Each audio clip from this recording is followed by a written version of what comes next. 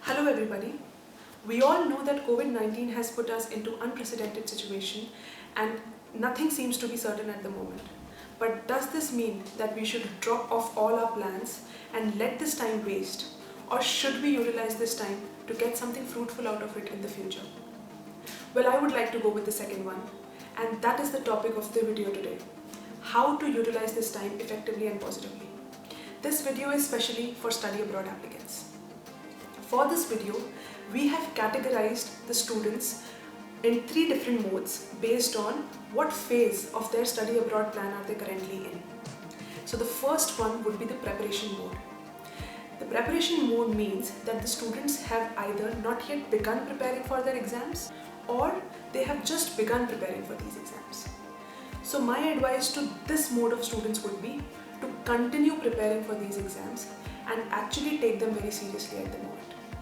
Because they have time in hand, they can utilize this entire time and focus their entire energy to get a higher score in these exams.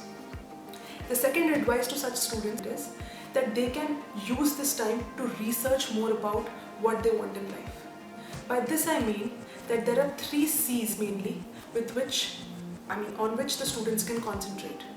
The country which they want to go to, the course which they want to take, and the college, meaning their dream university.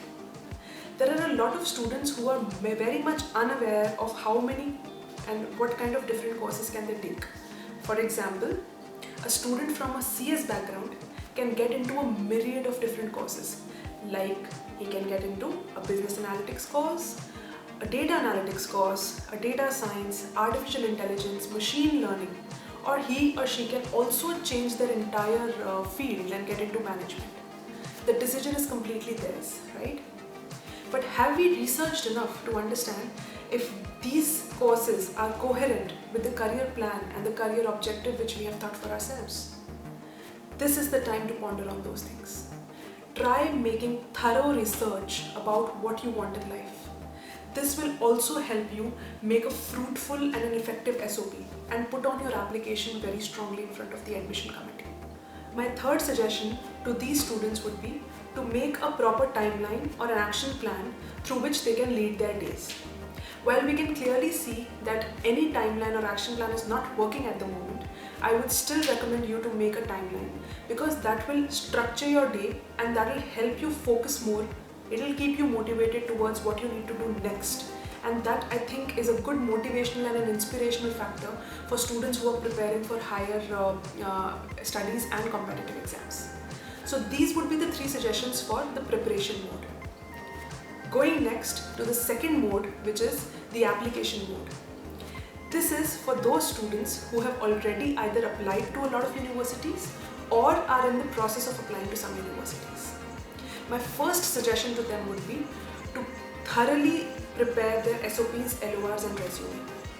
They can give more time to their SOPs and LORs as they form the crux of their application and also the resume. The resume building is also very, very important here. The second suggestion for these students will be to make a deadline tracker for the universities they want to apply to. All the universities might mostly close by April end or May mid. So we are already delayed by a lot of time. Now, if you want to apply to certain universities, make sure you know about the deadlines with which these universities are closing, or you have safe options in hand. For example, if you are only applying to ambitious universities till now, make sure you apply to some safe options with you if you want to go for the September 2020 intake. The third suggestion to these students would be to make themselves aware about the deferment options that the universities are providing. Currently, the universities are going through 3 different options. They will either provide their classes online for the first semester, or they will give a late classes start date to the students, or they will defer the entire intake to the next intake. It's completely up to the student as to what they want to decide for themselves. My fourth suggestion to these students would be to get in touch with the universities directly if you have any doubts regarding the deadlines or the online classes or anything which is very uncertain at the moment. all the universities are functional and operational, they will obviously reply to you on the email IDs which have been provided on their websites. If not, you can also get in touch with some consultants of your choice. If you've not already heard from any of them, you can always contact us if you have any doubts and queries regarding what's next to be done in this entire scenario. The third mode is basically the wait and watch mode. This is for students who've already received offers from a lot of universities and are still deciding on what to do for the September 2020 intake. My advice to these students would be to actually wait and watch till June, because I'm sure, and as we all are very hopeful and sure, that things will become certain by June. Let's wait till June and then maybe take a final decision as to should we take the September intake or not. Till then, these students can utilize their time in researching about the job market and the employment market in the country they want to go to. This will help them understand what kind of skill sets are needed from these students when they get into the internships as well as full-time jobs, and should they upskill themselves to get these skills or not. Second point would be to actually upskill themselves in these skills. As we've all seen that COVID has got us into a digital kind of a world. So there are a lot of options available for students these days to kind of upskill themselves in the digital market. Try learning a new skill which might maybe enhance your profile and enhance your resume. The third suggestion would be to give some time to the funding options present in front of you. Because funding is a very crucial and wise decision to make sure you are aware of how to go about that. Make sure you know about what kind of percentage do you want to put through loan and what kind of percentage do you want to put through your savings.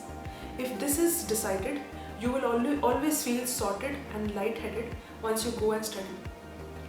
The fourth important thing is networking.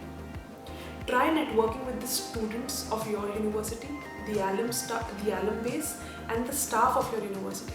Most importantly, try writing down to the professors of your university. They will be in constant touch with you if you show interest. Also from the alum, try try messaging them on LinkedIn, try messaging them on other social media if that is comfortable with you. But make sure you're active on LinkedIn, and please keep the game up on LinkedIn, because LinkedIn is one such site wherein it is very easy to contact in the corporate world. Last but not the least would be to keep updated yourself with entire news happening around you. If you are updated with what is happening in each country, I think it will make us understand and decide for us in a better way. So these would be the suggestions for all three categories of students which we've decided on. If you want to know about any more doubts of yours, if you want to solve any queries, and if you're feeling confused about what to do in the near future, feel free to contact us. We are just a call away and just an email away. Till then, take care, thank you, and bye-bye.